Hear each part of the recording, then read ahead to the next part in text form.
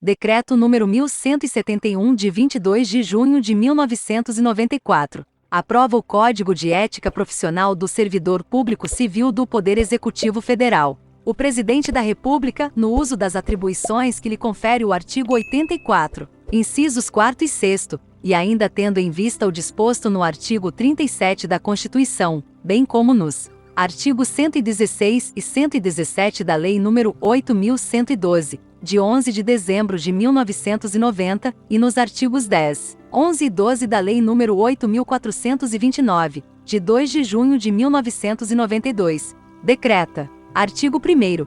Fica aprovado o Código de Ética Profissional do Servidor Público Civil do Poder Executivo Federal, que com este baixa. Artigo 2º.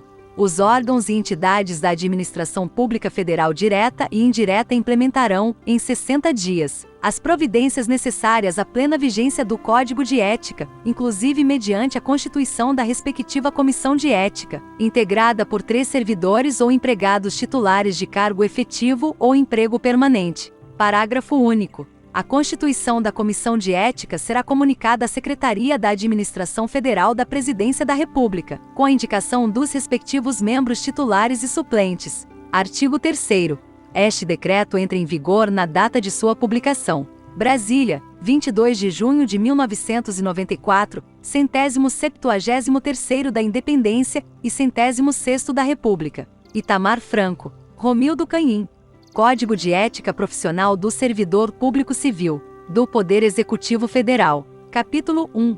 Seção 1. Das regras deontológicas. 1º. A dignidade, o decoro, o zelo, a eficácia e a consciência dos princípios morais são primados maiores que devem nortear o servidor público, seja no exercício do cargo ou função, ou fora dele, já que refletirá o exercício da vocação do próprio poder estatal. Seus atos, comportamentos e atitudes serão direcionados para a preservação da honra e da tradição dos serviços públicos. 2º, o servidor público não poderá jamais desprezar o elemento ético de sua conduta. Assim, não terá que decidir somente entre o legal e o ilegal, o justo e o injusto, o conveniente e o inconveniente, o oportuno e o inoportuno, mas principalmente entre o honesto e o desonesto, consoante as regras contidas no artigo 37, caput, e parágrafo 4º, da Constituição Federal. 3º, a moralidade da administração pública não se limita à distinção entre o bem e o mal, devendo ser acrescida da ideia de que o fim é sempre o bem comum.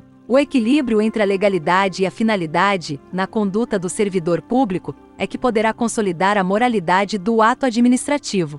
4ª, a remuneração do servidor público é custeada pelos tributos pagos direta ou indiretamente por todos, até por ele próprio, e por isso se exige, como contrapartida, que a moralidade administrativa se integre no direito, como elemento indissociável de sua aplicação e de sua finalidade, erigindo-se, como consequência, em fator de legalidade. 5º, o trabalho desenvolvido pelo servidor público perante a comunidade deve ser entendido como acréscimo ao seu próprio bem-estar, já que, como cidadão, integrante da sociedade, o êxito desse trabalho pode ser considerado como seu maior patrimônio. 6º, a função pública deve ser tida como exercício profissional e, portanto, se integra na vida particular de cada servidor público. Assim, os fatos e atos verificados na conduta do dia a dia em sua vida privada poderão acrescer ou diminuir o seu bom conceito na vida funcional. 7º, salvo os casos de segurança nacional, investigações policiais ou interesse superior do Estado e da administração pública, a serem preservados em processo previamente declarado sigiloso, nos termos da lei, a publicidade de qualquer ato administrativo constitui requisito de eficácia e moralidade,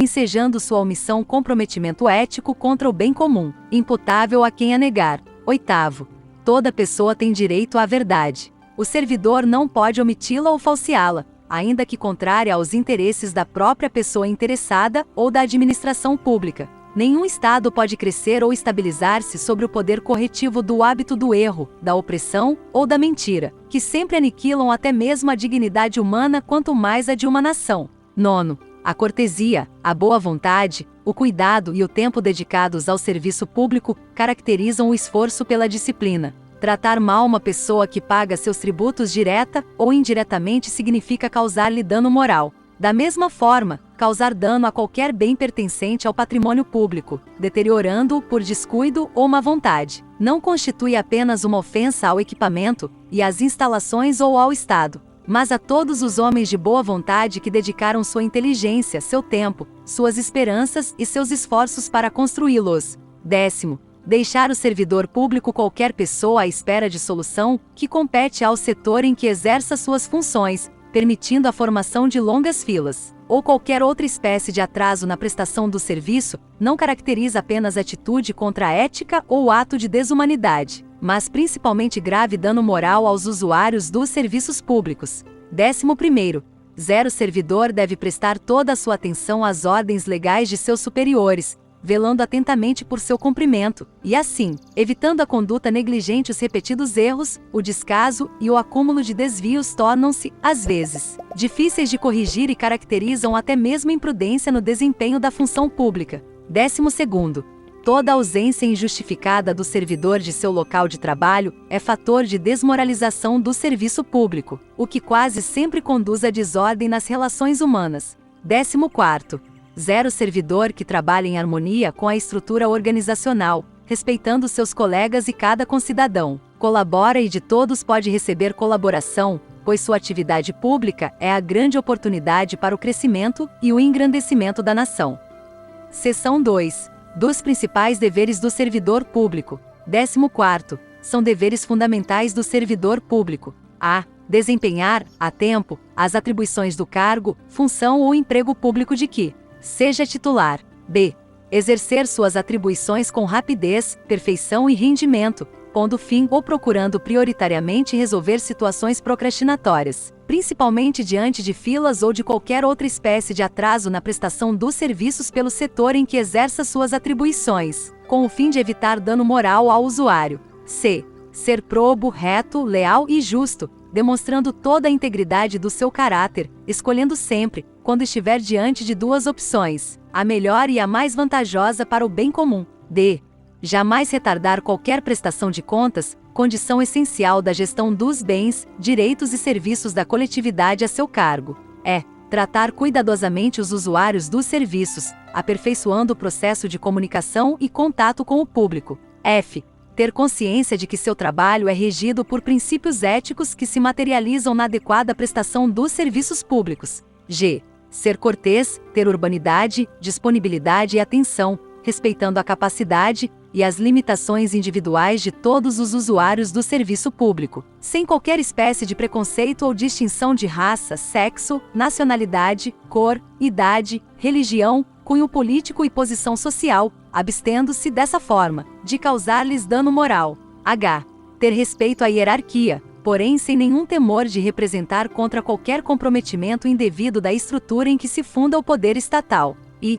Resistir a todas as pressões de superiores hierárquicos, de contratantes, interessados e outros que visem obter quaisquer favores, benesses ou vantagens indevidas em decorrência de ações morais, ilegais ou aéticas e denunciá-las. J.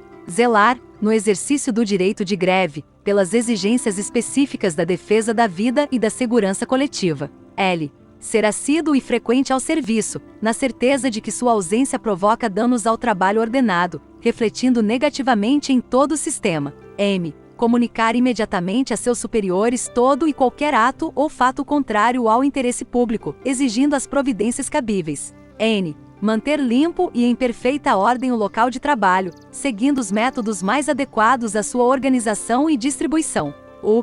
Participar dos movimentos e estudos que se relacionem com a melhoria do exercício de suas funções, tendo por escopo a realização do bem comum. P.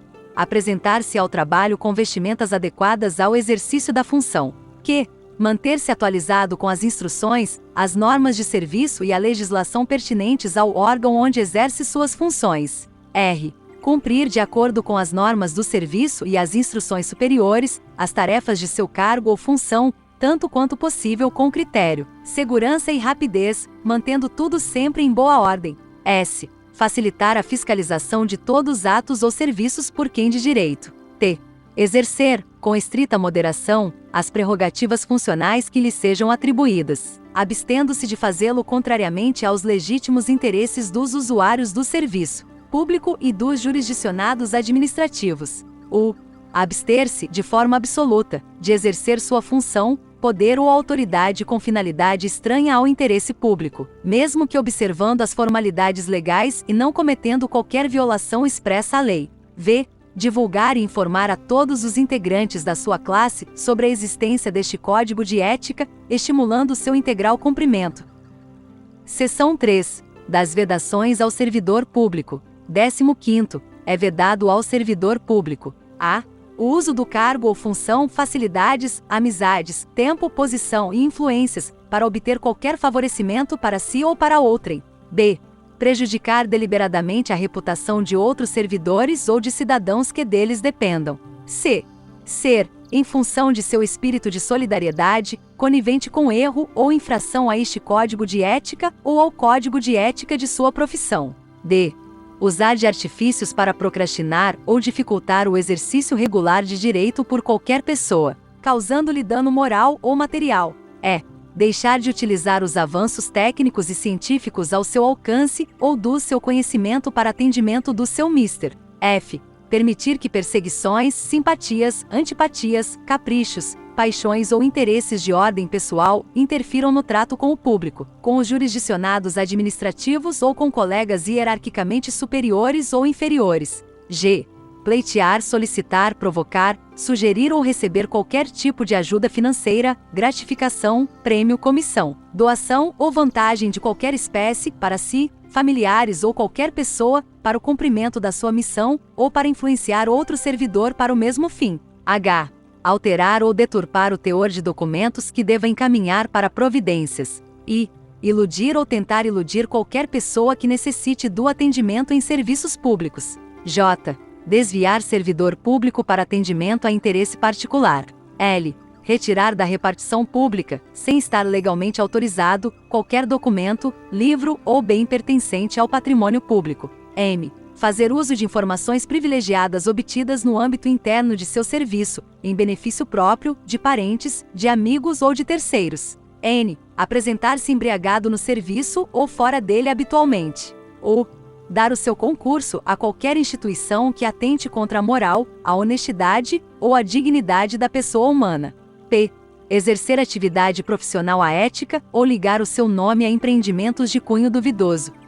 Capítulo 2. Das comissões de ética. 16º. Em todos os órgãos e entidades da administração pública federal direta, indireta, autárquica e fundacional, ou em qualquer órgão ou entidade que exerça atribuições delegadas pelo poder público, deverá ser criada uma comissão de ética, encarregada de orientar e aconselhar sobre a ética profissional do servidor, no tratamento com as pessoas e com o patrimônio público, competindo-lhe conhecer concretamente de imputação ou de procedimento susceptível de censura. 17º, revogado pelo Decreto nº 6.029, de 2007. 18º, a Comissão de Ética incumbe fornecer, aos organismos encarregados da execução do quadro de carreira dos servidores, os registros sobre sua conduta ética, para o efeito de instruir e fundamentar promoções e para todos os demais procedimentos próprios da carreira do servidor público. 19º, revogado, 20º, revogado, 21º, revogado, 22º. A pena aplicável ao servidor público pela Comissão de Ética é de censura e sua fundamentação constará do respectivo parecer, assinado por todos os seus integrantes, com ciência do faltoso. 23º, revogado, 24º. Para fins de apuração do comprometimento ético, entende-se por servidor público todo aquele que, por força de lei, contrato ou de qualquer ato jurídico, preste serviços de natureza permanente, temporária ou excepcional, ainda que sem retribuição financeira, desde que ligado direta ou indiretamente a qualquer órgão do poder estatal, como as autarquias, as fundações públicas, as entidades paraestatais, as empresas públicas e as sociedades de economia mista, ou em qualquer setor, onde prevaleça o interesse do Estado. 25º, revogado pelo Decreto nº 6.029, de 2007.